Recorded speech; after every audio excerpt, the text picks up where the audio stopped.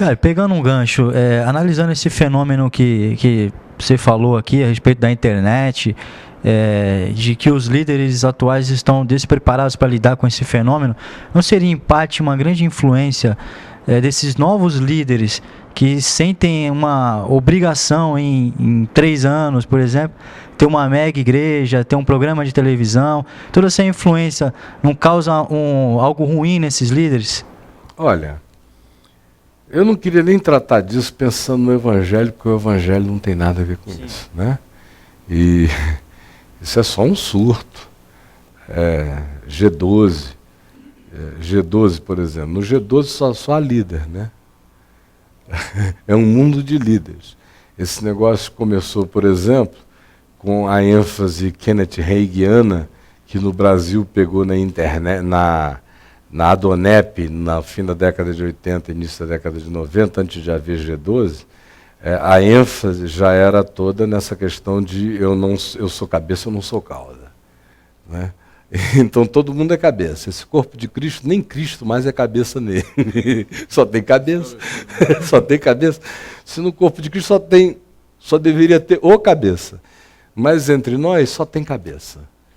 E cauda são os outros. São os ímpios que são cauda. Ninguém quer mais servir. Entre nós não é assim. Entre nós é exatamente como Jesus disse que não deveria ser. É como se tornou. O modelo são os reis da terra, as autoridades, os príncipes e os povos, né? Ministro, por exemplo, é uma palavra que no Evangelho significa servo, serviço. Diaconia, obra de garçom, de estivador, de braçal, é o ministro. Entre os reis da terra e os povos, o ministro é uma posição de autoridade, né? Supostamente o servo da nação que serve com poder.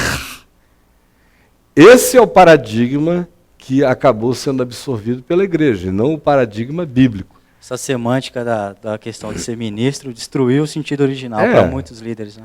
Para quase tudo. A palavra evangelho, por exemplo, não tem quase sentido nenhum.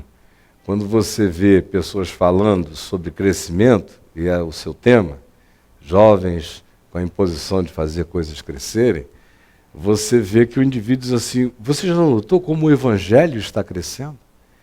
Por isso, assim dizendo, ele está se referindo ao fato de que o movimento dele ganhou adesões.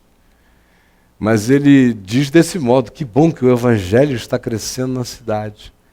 Ora, o evangelho não cresce em cidade nenhuma. O evangelho não cresce em lugar nenhum. O evangelho não tem poder para crescer fora do coração humano.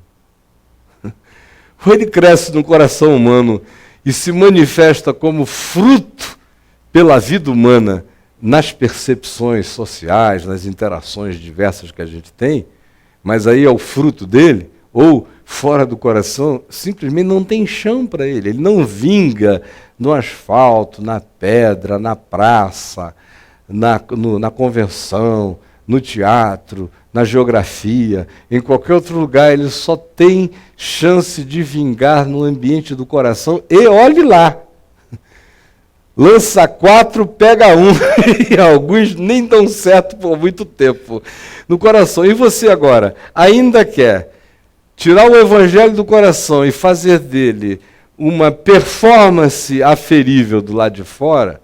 E, mais especificamente, eu diria o seguinte, não é esta geração pós-moderna que sofre disso, não.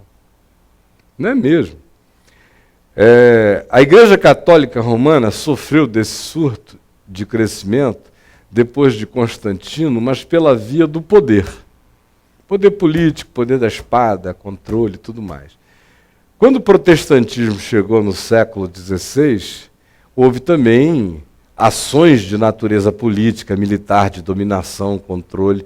A reforma não chegou em todos os lugares pela via do eu quero, aleluia. O pau cantou também, né?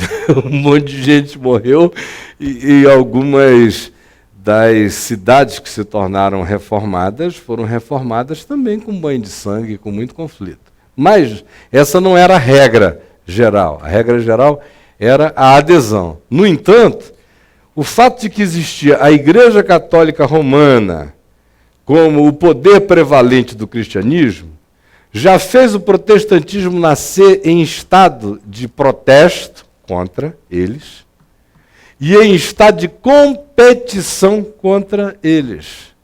Portanto, a referência já não era amor pelo reino de Deus, crescimento natural e espontâneo, pregação do evangelho, já era nós temos que vencê-los. Então o protestantismo já nasce com a pior motivação possível para crescer. É crescer para vencer esse dado histórico corrompido, essa Babilônia católica. Aí ele continua, ele se expande para o Novo Mundo, ele se expande para os países nórdicos, ele ganha poderes, ele se transforma em poder econômico, tudo isso na Europa e nos Estados Unidos. Nos Estados Unidos não tinha muito no início com quem competia, a Igreja Católica chegou muito depois lá. E os Estados Unidos iniciaram com aquela doutrina do destino manifesto, de serem a nova Jerusalém do Novo Mundo, o novo Israel de Deus na Terra, está dando no que está dando, não é? Com esse Jeroboão Bush, que está destruindo a coisa inteira.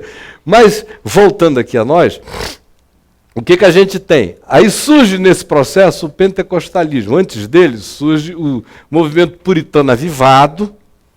Aí o movimento puritano avivado queria crescer mais do que o protestantismo morto. O protestantismo tinha ficado formal, ritual, sem vida, sem mais a beligerância anticatólica, porque cansa ficar brigando geração após geração, né? Pelo amor de Deus, uma descansada. Aí surge no meio disso o pessoal que diz, não, está muito ruim aqui, está frio demais, parou de crescer, tem que crescer, e a gente vai fazer crescer, está faltando Espírito Santo. Aí começa a pregar e vai, arrependimento, chama, vem, começa a crescer e o movimento começa a se alegrar porque nós estamos crescendo. Passa um século, esse movimento cansa. Aí o que era avivado se desaviva. Aí surgem os movimentos de ênfase no fogo. Aí vem os pentecostalismos clássicos.